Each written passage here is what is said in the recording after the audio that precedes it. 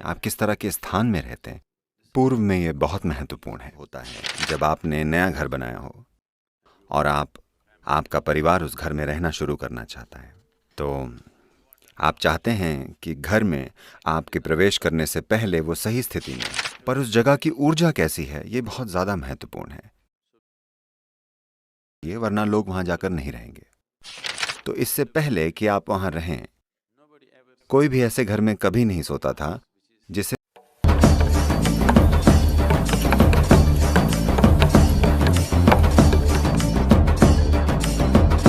ये सभी चीजें जो की जाती थीं वो मुख्य रूप से जीवन ऊर्जा का एक उन्नत रूप बनाने के लिए की जाती थीं, ताकि वहां रहने वाले लोग स्वाभाविक रूप से खुशहाली की ओर बढ़ें।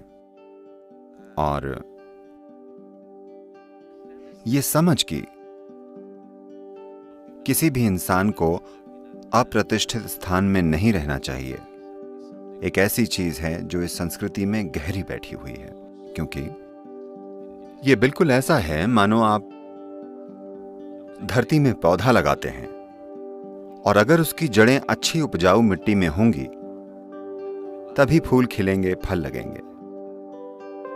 जिस मिट्टी में ये जड़ें हैं, अगर वो पर्याप्त समृद्ध नहीं है, जीवन को कायम करने के लिए पर्याप्त उन्नत नहीं है, तो फूल और फल नहीं आएंगे।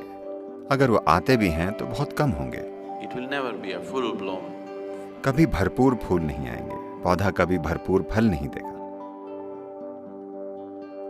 तो जीवन के इन पहलुओं पर हमने हमेशा अत्यधिक ध्यान, बहुत महत्व दिया।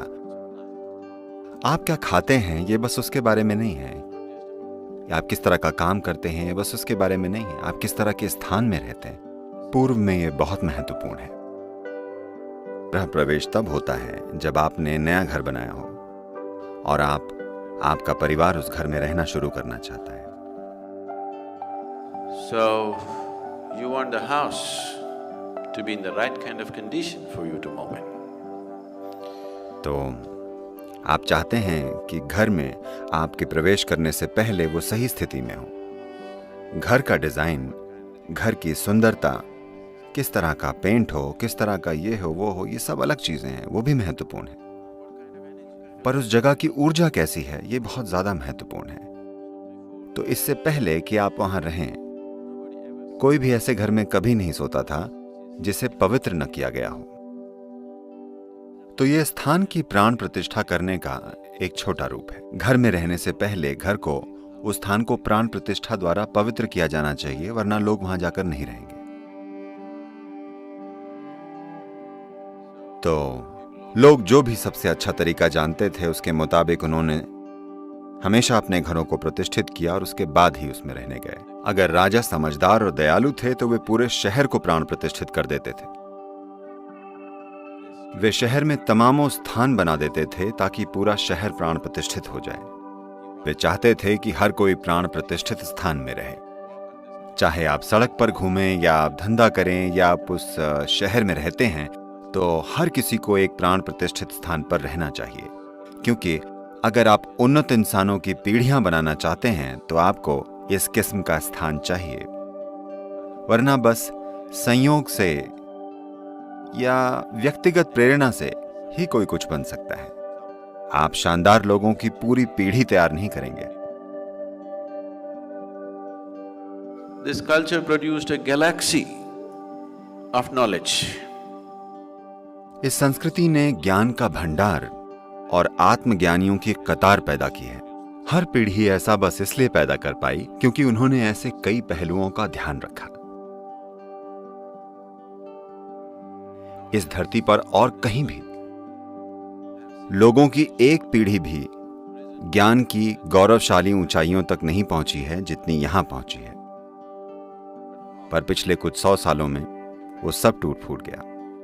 पिछले 800 या 900 सालों में ये बुरी तरह खत्म हो गया, क्योंकि आक्रमण हुए, लोग दूसरी जगह चले गए और भी दूसरी चीजें हुई। मैं बता रहा हूं,